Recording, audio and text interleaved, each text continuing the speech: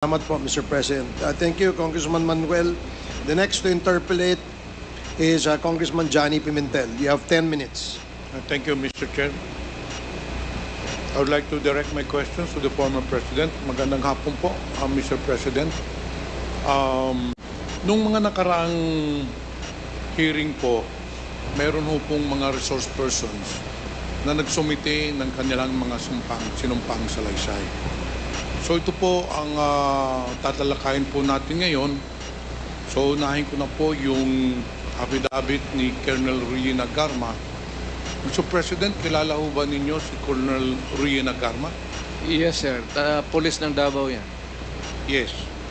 According to her, you have known her since 2012 to 2016 when she was assigned as station commander in Sasa and Santa Ana Police Station, hindi po ba? Hindi ko I cannot remember the correct But she is acquainted with you. Totoo po itong paragraph number 7 that you were acquainted with her. I will accept that. Now, on paragraph 6, Mr. President, Mr. Chair, which I will read. In May 2016, I received a call from then-President Rodrigo Duterte at approximately 5 a.m., instructing me to meet him in his residence in Doña Luisa, Davao. Totoo po ba ito? Yes, sir. Yes. Now, on paragraph 8 po, Mr. President, Mr. Chair, sinabi po niya na doon po sa meeting niyo, he requested that I locate a PNP officer or operative, indicating that he needed someone capable of implementing the war on drugs on a national scale, replicating the Davao model. This Davao model referred to the system involving payment and rewards. Totoo po ba na ito ang pinag-usapan nyo sa meeting ninyo noong May of 2016, Mr. President? Sir, it's really pretty obvious na I'm talking to a single person and would be inviting another one to join her in the fight against drug. There is the drug enforcement law of the police. That's the unit that is properly empowered to sila yung pumupunta sa akin offering information.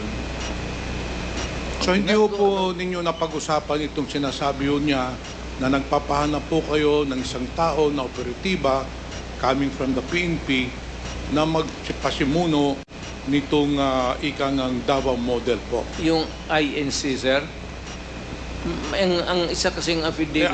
I will go into that, Mr. President. Yeah. Anyway, nung Mr. President, sinabi po niya na initially, nung tinanong mo po sa kanya kung meron po siyang may re-recommenda na tao, ang sabi po niya, wala siyang kilala.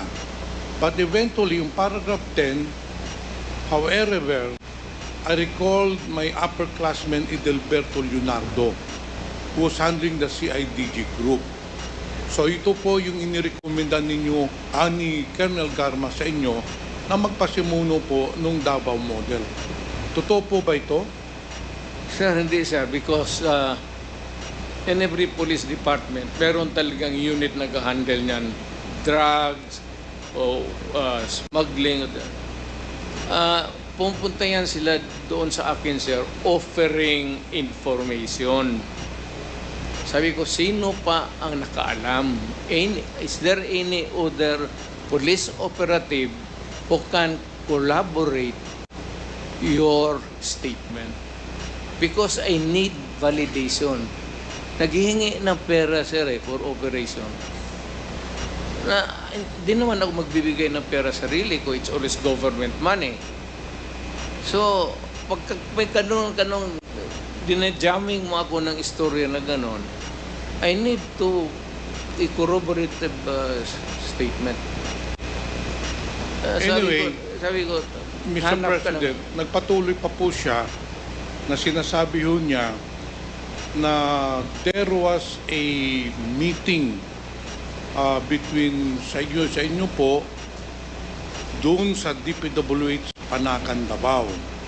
Ang nandun po ay yung si Bakay, Pilela, Grijaldo, Tuson, Indueñas. Ito po ay members po ng Class 97 PNPA and Class 96 PNPA.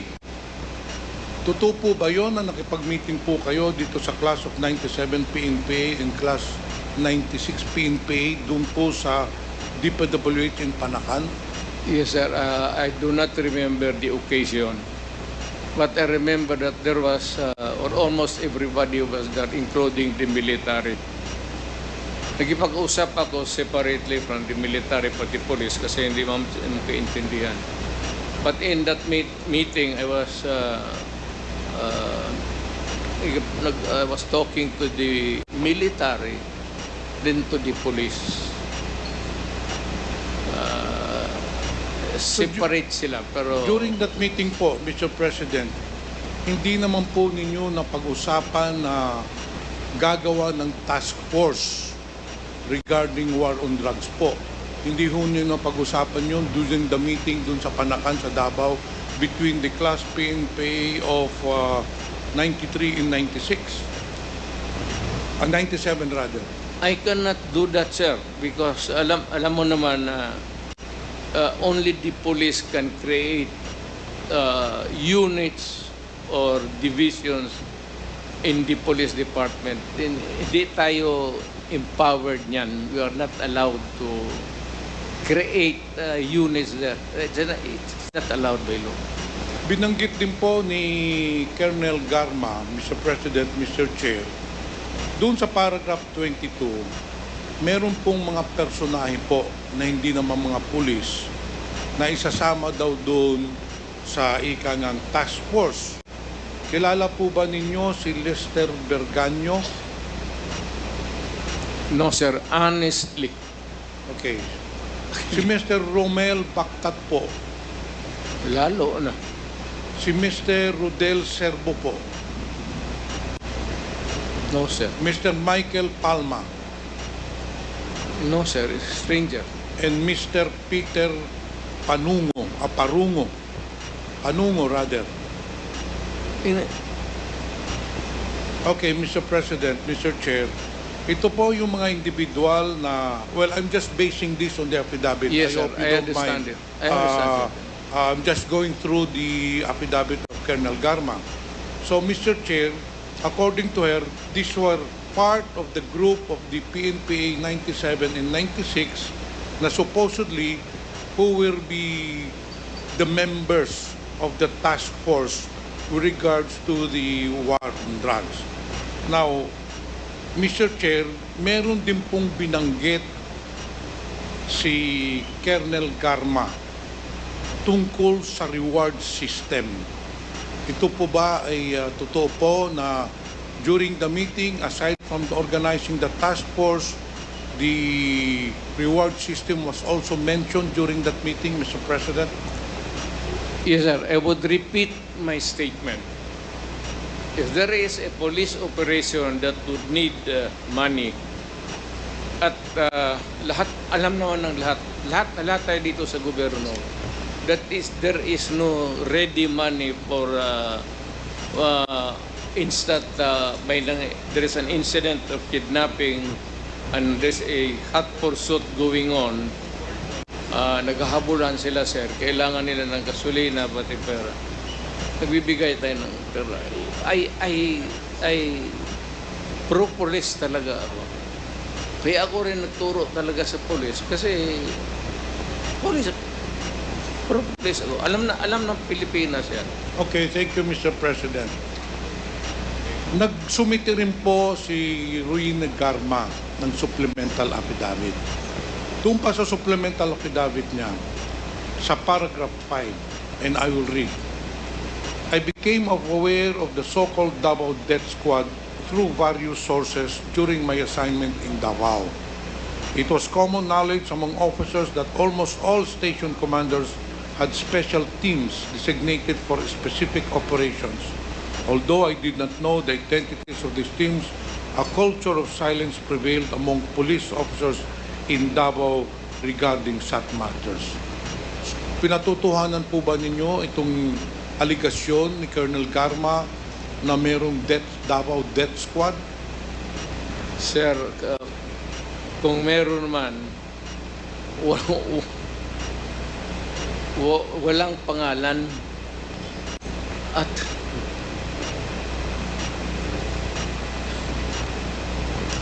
And then, Mr. President, I will deny it's a very, pardon the word, but it's a very stupid allegation. Okay, Mr. President. Now, on paragraph 17, dun sa supplemental budget niya, she goes on to mention, kasi binanggit na po niya na may reward system nga dun sa Davao. She also mentioned the Davao Death Sir, Squad. kasi hindi mo kasi ako binigyan ng panahon, sir. Meron talaga, sir. Meron ako, may reward. Pagka yung big crime solution kaagad, bibigay. Not very natural sa mayor yan, sir. That was where I was going, Mr. President. For the boys. Yes. Ganun.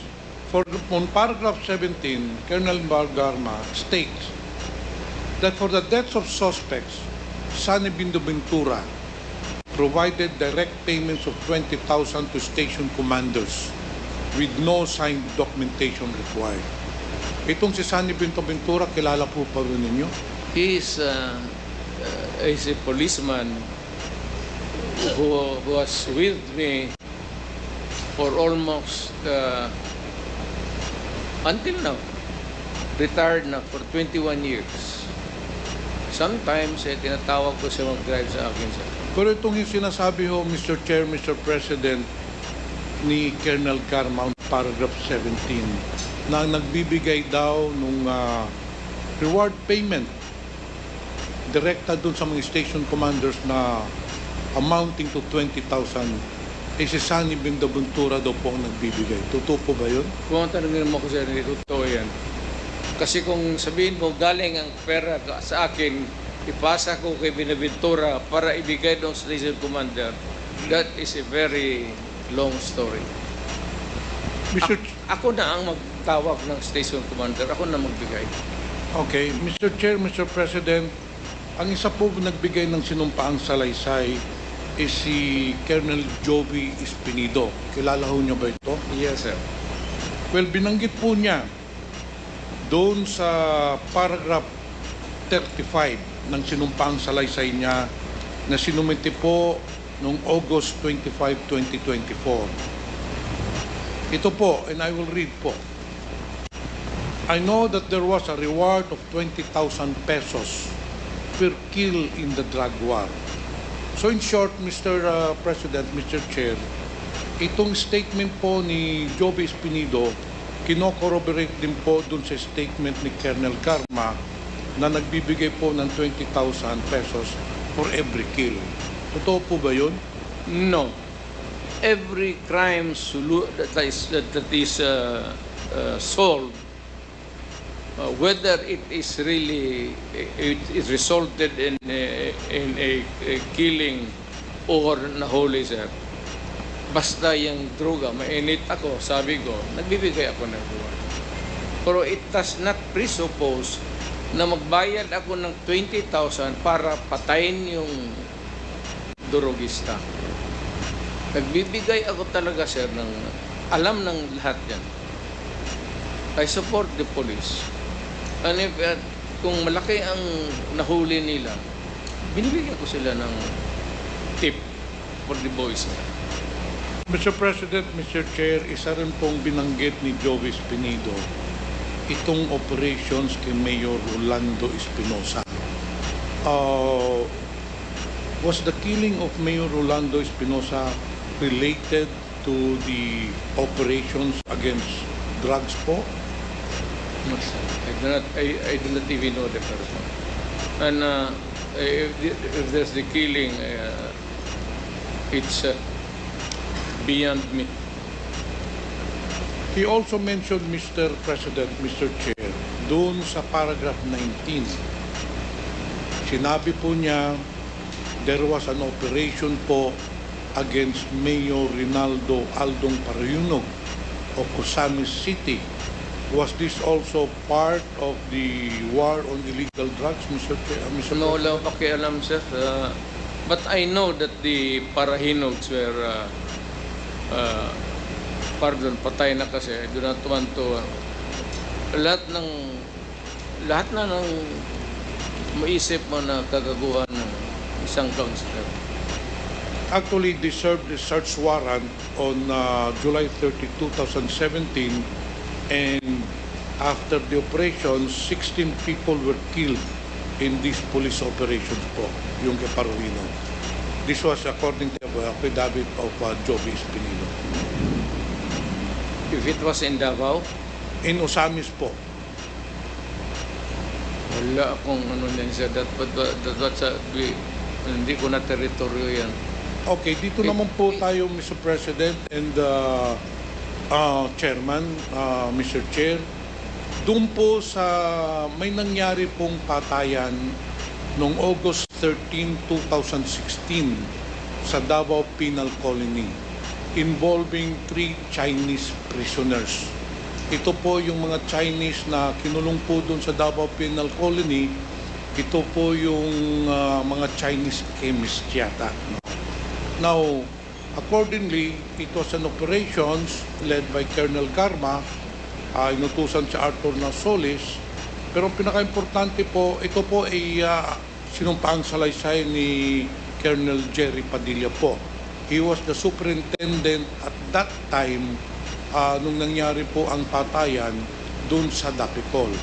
Hindi ko na po iisa-isahin to dahil marami pong magtatanong. Ang iano ko na ho, after the killing, according to sa supplemental supplemental affidavit of Colonel Jerry Padilla, pinuntahan po niya yung mga pumatay na si Leopoldo Tan o tsaka yung si Mr. Magdararo para hulihin po doon sa selda kasi doon po pinatay sa selda yung 3 Chinese prisoners. Nung papalabas na po sila, nakaposas na po yung Chinese prisoners. According to Colonel Jerry Padilla, he received a call from you daw, congratulating him doon sa namatay na 3 Chinese, and sinabi pa raw noon ninyo, job well done. Totoo po ba yun? Hindi, sir. Hindi ko kilala yung tao. I would never talk to a stranger, lalo na yung mga ganun. It's not only, it's dangerous. I would only talk about these things, about yung killing, to a few confident. But they're all sa taas, police officer. And I would just give the direction. But sometimes I say that kung lumaban, patay na lang ninyo. Patay, ito yan ang totoo, sabi ko. Pag lumaban, patay na ninyo para tapos na. Kasi kung makakulong, kalabas yan, problema na naman. Mabuti lang sana kung ordinaryo nga. Pero kung if makaso na rape, magnakaw, tapos patayin pa, sir, medyo talagang mainit ako dyan. Sabi ko, pag-prank ka na lang ako before the nation. Alam ng lahat ng police, pati NBI, mainit talaga ako. Hanapan ninyo. Kaya sabi ko, kung may mga baril yan, bunutin.